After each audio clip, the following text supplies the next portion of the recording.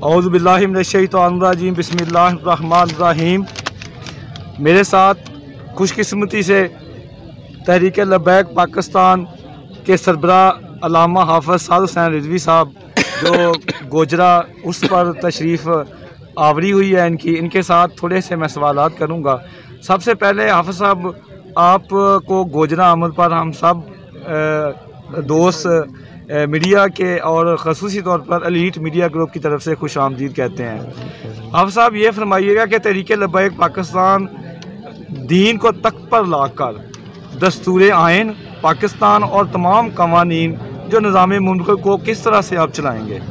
बिस्मिल्लाहिर्रहमानिर्रहीम। मैंने आपसे अर्ज़ की थी और अर्ज़ करना चाहूँगा कि जो दीन, हमारा मकसद है दीन को तख्त पर लाना, किसी शख्सियत को नहीं। और दीन का एक बाकायदा निज़ाम मौजूद है ना हर किस्म में। सबसे पहला आप बुनियादी एक देख लें निज़ाम कि हम इंशाल्लाह सूद को ख़त्म करेंगे। सूद से हमारा निज़ाम मईशत नहीं चलेगा। सबसे पहली हमारी ये कोशिश होगी और हमारे बाबा जी बता करेंगे वो सूद को हम कैसे ख़त्म करेंगे। उसका तरीक़ाकार यही है कि जो कर्ज़े लिए हैं सबसे पहले उन पर सूद ख़त्म किया जाएगा, फिर स्टेट बैंक और फिर तमाम निज़ाम मुमलिकत के जो मामलात हैं उन पर सूद ख़त्म किया जाएगा। आप साहब ये फरमाइए कि दीनी अमूर, सियासत, मुआशियत, तालीम, निज़ाम मुआशरत और तमाम अदारों बिला जितने भी शुबाजात हैं उनके लिए आप क्या क्या उनमें इक़दामात उठाएंगे? देखिए जी, उनमें इस्लाहात की जो बातें हैं ना वो वक्त के साथ साथ हैं। तालीम के लिए इस्लाहात की बातें हैं कि अभी यकसा निसाब आ रहा है और ये अच्छी चीज़ है, लेकिन इस निसाब के अंदर क्या है, हम अपने बच्चों की तरबियत क्या कर रहे हैं, ये भी ज़रूरी है। उसके बाद आपने कहा हेल्थ के हवाले से हमारा एक बहुत ज़बरदस्त प्रोग्राम है।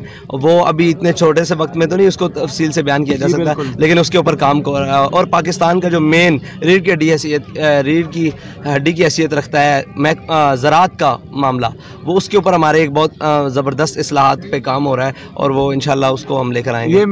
ये सारी बातें मैं वन बाई वन पूछूंगा, प्लीज़ थोड़ा सा टाइम। लोगों की तमाम बुनियादी जो ज़रूरियात हैं, मसलन साफ़ पानी है, खालस गज़ा और रहाइश, खालस अद्वियात से इलाज, तलीम, जानो माल, इज़्ज़त आबरू की हिफाजत और जल्द हसूल इंसाफ को निज़ाम ज़कात, उशर, खरूज की ज़िम्मेदारियाँ किस तरह से ये चलाएंगे? जब देखें, अगर आपने रियासत में तमाम चीज़ों को यकसा फराहम करना है ना, तो उसके लिए ज़रूरी है कि पहले VIP कल्चर को ख़त्म किया जाए। जो VIP कल्चर को सारी मराहत हासिल हैं वो गरीब तक पहुँचाई जाएँ और गरीब के पास जो पानी आ रहा है वो VIPs को पिलाया जाए, तो ये सारा निज़ाम दुरुस्त हो सकता है। और इसके लिए सबसे पहला हमारा कि VIP कल्चर का ख़ात्मा, और दूसरा यह है कि हमारे तमाम ओहदों के प्रोटोकॉल्स ख़त्म। ये ना हो कि हमारे सियासतदान और हमारे ब्यूरोक्रेट्स तो फ्रांस से आया हुआ पानी पिएँ और हमारे मुल्क के शहरियों को यहाँ का साफ़ पानी मुयसर ना हो। उनको भी वही पानी पिलाया जाएगा और उनके लिए दूसरा पानी की रास्ता नहीं होगा, तो फिर ऑटोमेटिकली उस पानी को वो साफ़ करेंगे। और जो बड़े बड़े लोग हैं इनके बच्चों को भी सरकारी स्कूलों में पढ़ाया जाएगा ताकि ये इनके बच्चे किसी प्राइवेट स्कूल में ना पढ़ें और उसका निज़ाम तालीम ठीक हो।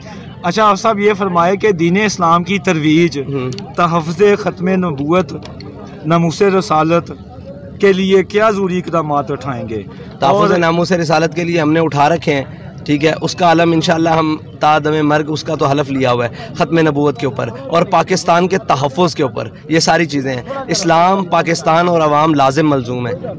फहाशी और बेहयाई, बेरारफ़ी की रोकथाम के लिए क्या क्या इक़दामात करें? देखें जी, फहाशी और बेहयाई की जो फ़रोग़ है ना उसको रियासती सतह पर किया जा रहा है, जिसको तब्दीली का नाम दिया गया था। और उसी सतह पर जनाब आके पूरे इसमें आपकी मीडिया का भी बहुत सारा किरदार है, जिसके अंदर बहुत सारी काली बेड़े हैं। सब तो एक जैसे नहीं हैं, लेकिन बहुत सारी काली बेड़े हैं जिनका नाम लिया जाए तो पर जलते हैं और वो लेने चाहिए। उनका बहुत सारा किरदार रहा है। बैरून ममालिक की फंडिंग्स है इस बेहयाई के पीछे, और बहुत सारे लिबास से लेकर मेकअप से लेकर सारे मामलात हैं। उन सारी चीज़ों के ख़िलाफ़ हम नहीं हैं, लेकिन एक हदूद और एक कायदे के अंदर लेकिन हर चीज़ कायदे से बाहर हो रही है। इसको वापसी रियासती कायदे और कानून में लेकर आ सकती है। मतलब इसी सवाल को मैं आगे बढ़ाऊंगा आपके जवाब को कि ख़वातीन के लिए जो लिबास होगा वो राइज करेंगे, क्या करेंगे? मतलब देखें, ख़वातीन का लिबास हम तो नहीं मुकर्रर कर सकते ना, ये रियासत का काम है। और रियासत कैसे मुकर्रर करेगी? वो हद बंदी करेगी कि कम अज़ कम ये इस्लामी मुआशरा है,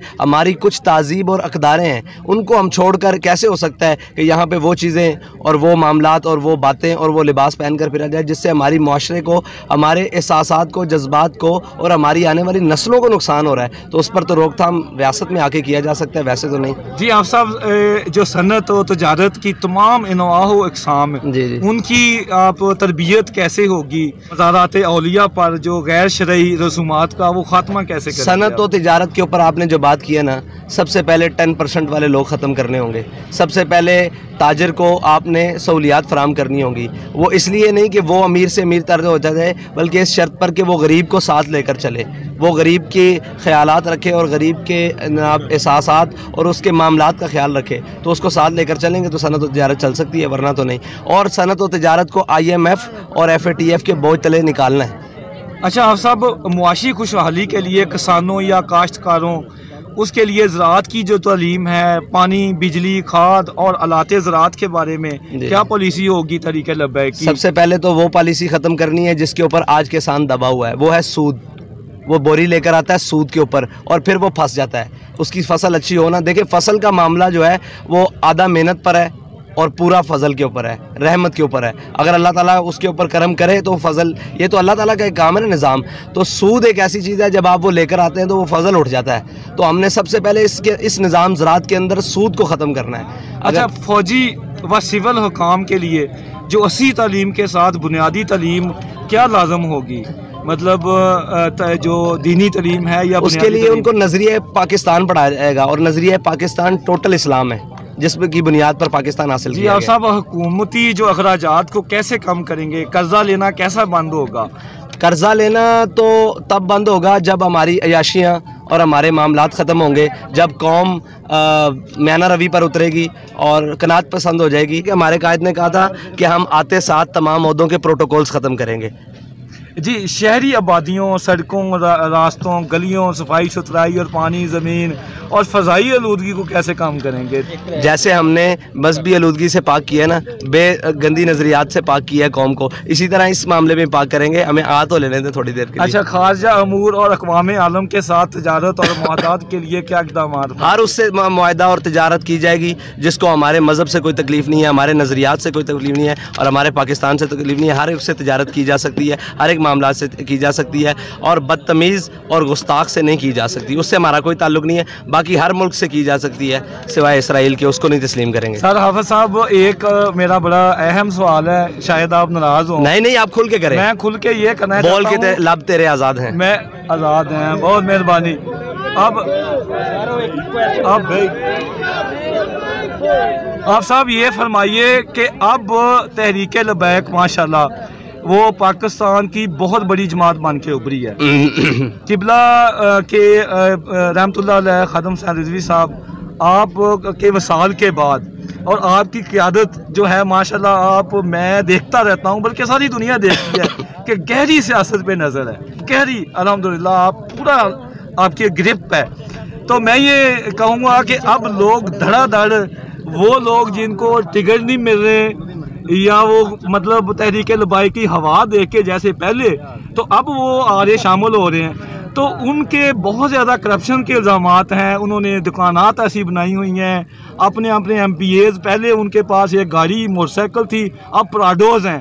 तो अब वो आप क्या करेंगे जब कैंडिडेट का चुनाव होगा कि एक आम बंदा जिसके पास डिग्री भी हो और वो आपका वर्कर भी हो और फिर उसके बाद उसका विजन भी हो और मुकम्मल तौर पे तहरीक लबैक के मुताबिक वो चलता हो, लेकिन उसके मुकाबले में अगर कोई बहुत बड़ी शख्सियत जिसको आम सियासी लोग कहते हैं फिर वो शामिल हो रहा है, वो हो रहा है, तो फिर आप किस तरह से वो मुआवजा कर? हमारा स्कूटरी सिस्टम आपने पहले भी देखा, आप हमारे पास रहे हैं। इंशाल्लाह ऐसी चीज़ों से हम मुतासर होने वाले नहीं हैं। बड़े बड़े लोग बैग्स लेके हमारे दरवाजे पर बैठे रहते हैं, हमने कभी उसका नहीं माना। ना हमारा मामला वो जो हैं सारे वो पैसे और इस मामला हम किसी के कद से मुतासर होते हैं। हम नज़रियाती सियासत करते हैं और नज़रियात ना बिकने वाली और ना झुकने वाली। और हमारे साथ बंदे भी वो आएंगे, अगर वो तौबा करके आते हैं तो तौबा का रास्ता हर एक के लिए खुला हुआ है। उनको हम तौबा का इजाज़त देंगे, वो सारा कुछ कौम के सुपुर्द करेंगे जो उन्होंने किया है, उसके बाद हम उन्हें सियासत की इजाज़त देंगे। वरना तहरीक लबैक में करप्शन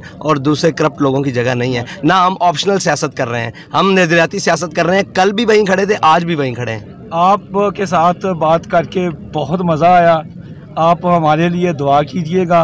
और आखिरी कोई पैगाम आप कौम को देना चाहेंगे?